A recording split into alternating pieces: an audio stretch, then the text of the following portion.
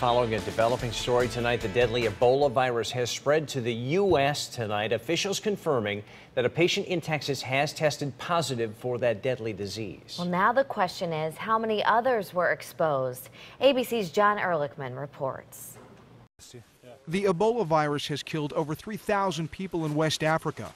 Now the first case of the disease has been diagnosed in the United States. An individual traveling from Liberia has been diagnosed with Ebola in the United States.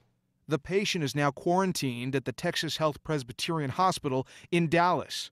This is the first test that we've done here at our laboratory, and it turned out positive. Doctors say the patient did not have any signs of Ebola when he traveled from Liberia to the U.S., arriving here on September 20th. He didn't get sick till 4 days after he got off the airplane.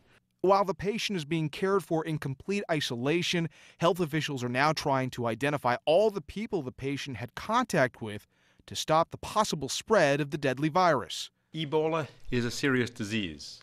It's only spread by direct contact with someone who's sick with the virus, and it's only spread through body fluids. So serious that doctors fighting the disease in West Africa take extreme precautions before going into an Ebola ward. ABC's chief health and medical editor Richard Besser even witnessed a doctor saying a prayer before seeing infected patients. Protect us, Lord, from every danger.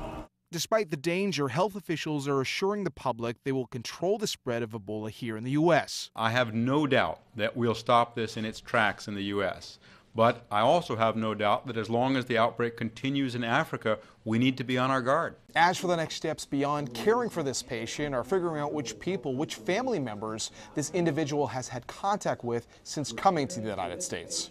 John Ehrlichman for ABC News, Los Angeles.